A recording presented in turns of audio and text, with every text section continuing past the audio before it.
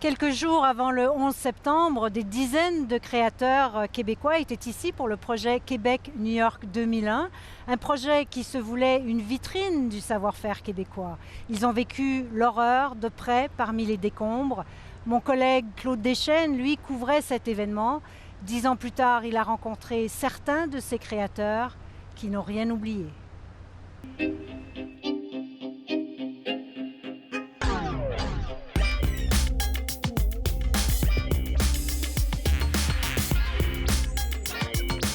New York, la ville de tous les possibles, la ville des rêves, des ambitions, de l'effervescence à tous les coins de rue. Une ville de création aussi, où même, parfois, la barbarie peut s'inviter. La barbarie, c'est la négation de l'humanité. C'est toujours celui avec qui on n'est tellement pas d'accord qu'on ne pourra jamais s'entendre. La guerre, c'est de la barbarie. La barbarie, c'est de retirer la vie à une construction faite par les humains. Ce soir, on rencontre 4 créateurs que cette ville a fait rêver.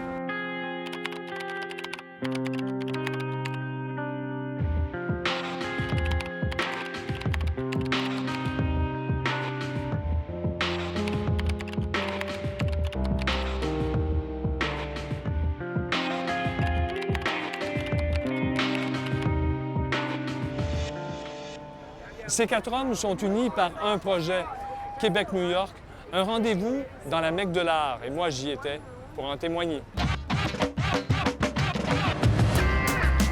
Septembre 2001, le Québec se prépare à prendre New York d'assaut. Musique, arts visuels, danse, théâtre, tout est orchestré pour montrer au peuple de New York qui a tout vu de quel bois les créateurs québécois se chauffent. On allait, avec les artistes québécois, séduire New York, séduire la grosse pomme. L'événement s'installe au pied du World Trade Center. Dans le North Bridge, qui est le lieu de passage de milliers d'employés des tours, les fenêtres sont tapissées d'images de la belle province. Les violons du roi de Bernard Labadie y sont attendus pour y interpréter leur œuvre fétiche, le Requiem de Mozart. Moi, j'aime beaucoup l'idée qu'on fasse de la diplomatie par l'art. Sur le bord de la rivière Hudson, les New-Yorkais auront rendez-vous avec le chant d'une sirène bien spéciale, la harpe à nuages, de l'architecte Nicolas Reeves. Nous, ce qu'on espère, c'est un jour arriver à monter une harpe à nuages permanente. Une installation dont la musique est générée par le mouvement des nuages dans le ciel. L'atmosphère est fébrile. À quelques heures de l'ouverture officielle, une petite armée de travailleurs québécois s'adonne à une course contre la montre sans se douter de ce que le ciel leur réserve.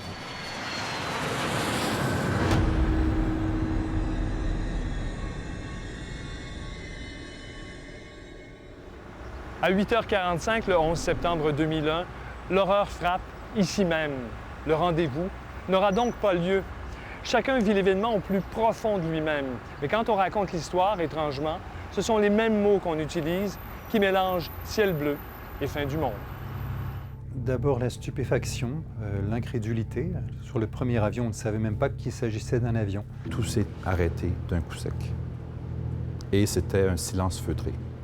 Times Square en silence, les écrans qui continuent à clignoter, mais qui... Il n'y a pas le bruit de fond. On pense aussi que c'est pas seulement des tours qui s'écroulent, c'est une partie du monde tel qu'on l'a connu qui s'écroule. Ce matin-là, Nicolas Reeves mettait la dernière touche à son installation. Il a tout vu. Immense boule de feu sur le ciel bleu très saturé. Et en fait, c'était magnifique à voir. Ça aurait été du drame. La scène avait des couleurs qui me sont vraiment restées. Et c'est vraiment au moment où on a vu arriver le deuxième avion, qui lui est arrivé beaucoup plus lentement, où on pouvait vraiment lire le nom de la compagnie, reconnaître le modèle de l'appareil. Puis là, c'est là que tout a basculé. C'est là qu'on a réalisé que c'était un attentat.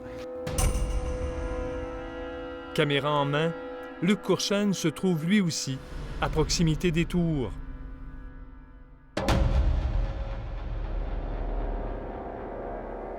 Ça faisait quand même un bon 15 minutes qu'on était là. Puis moi, je regardais ma montre, je me disais, il va quand même falloir aller travailler à un moment donné. Puis tout à coup, Étienne, mon collègue avec qui je travaillais, me dit, regarde, il y a des gens qui sautent. C'est inouï parce que, mettons on aurait demandé au cinéma Hollywood, mettons, de simuler un avion qui rentre dans le tour. On ne l'aurait pas fait comme ça.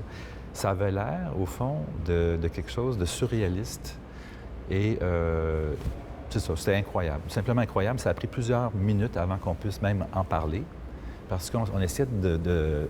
C'était pas raccord. Donc, j'allume la télé et là, je vois à peu près en direct ce que je vois par ma fenêtre. Quand les tours s'effondrent, le metteur en scène et concepteur visuel, Éric Villeneuve, est aux premières loges.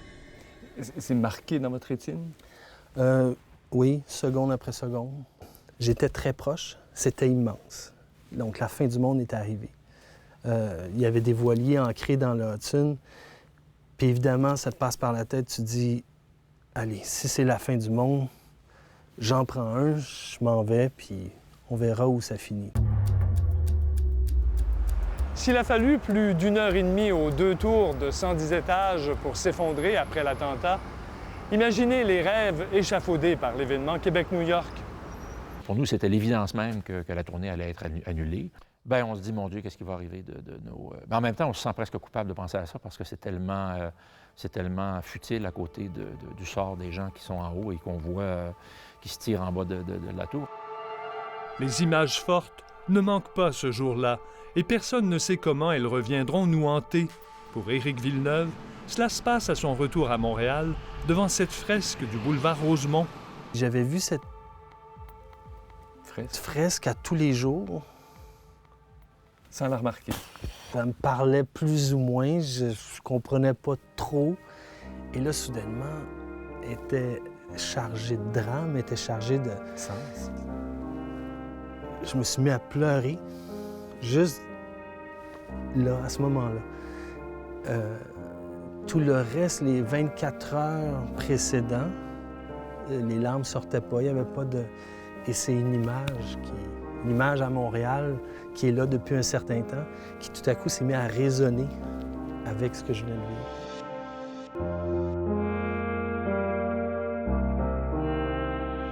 Vous allez me demander traumatisme après? Oui. Il n'est pas encore sorti, je sais pas. Il fait partie de nous. On le vit, on grandit avec ça.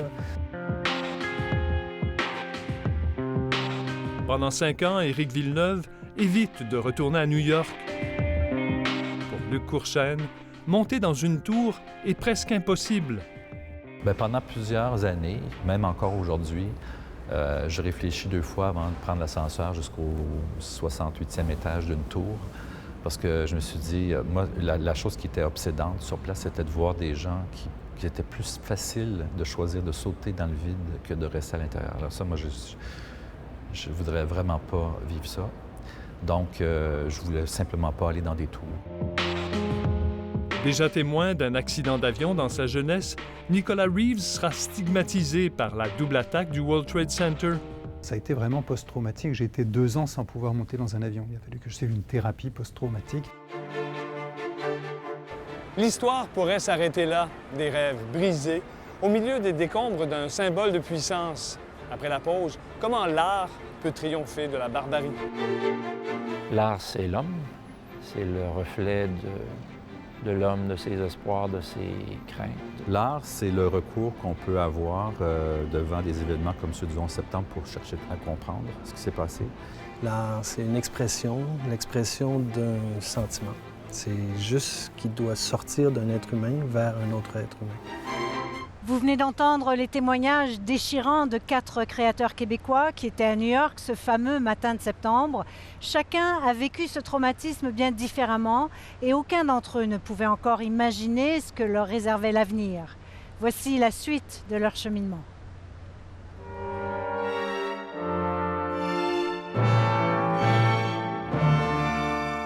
Depuis sa fondation en 1984, l'Orchestre Les Violons du Roi est reconnu pour son interprétation du Requiem de Mozart. Dans les jours qui suivent les attentats, son chef, Bernard Labadie, reçoit plusieurs appels de l'État de New York. Et beaucoup de gens nous ont dit, de ces présentateurs nous ont dit, écoutez, si vous ne voulez pas venir, on comprend parfaitement, mais si jamais vous voulez venir, on n'en a jamais eu autant besoin. Le drame qui s'est joué le 11 septembre a eu raison de l'événement Québec-New York. Bernard Labadie est un des rares à avoir pu honorer son rendez-vous.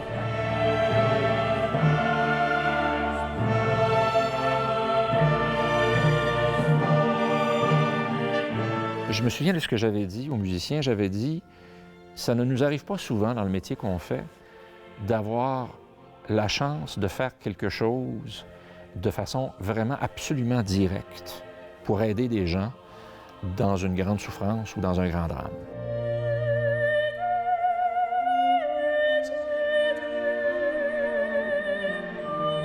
Je me souviens quand ça a commencé, l'énergie du chœur et de l'orchestre était absolument stupéfiant. C'est-à-dire que les gens étaient gonflés à bloc, les gens étaient émus. On s'en était parlé, on s'en était... Puis bon, j'ai fait mon petit discours avant, et là, je donne le départ, et ça, il y a un mur de son qui m'a assailli, qui m'a rentré dedans, comme ça m'est pas arrivé souvent de le vivre.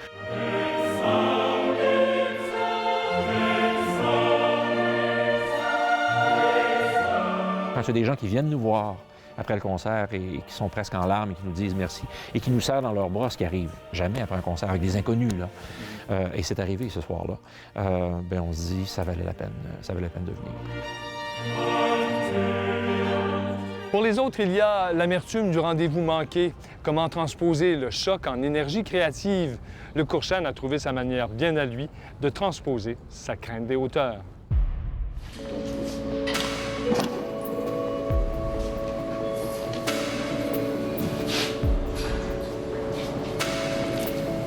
Je suis allé en haut, j'ai vaincu au fond ma crainte. 10 ans après le 11 septembre, il réalise une œuvre interactive pour une galerie d'art située au 68e étage de la tour de la Banque de Montréal à Toronto.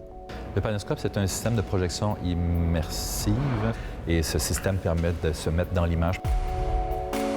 Non seulement on y retrouve le souvenir des tours, mais on se lance dans le vide. C'est un télescopage de symboles. Hein? Il y a mon souvenir de voir des gens sauter en bas et puis ne jamais vouloir dans ma vie être dans une telle situation, d'avoir ce choix-là à faire. Donc, le refus de monter dans des tours et tout ça. Puis en acceptant cette invitation, mais là, je me poussais moi-même dans le dos en disant, bien, vas-y, et puis assume.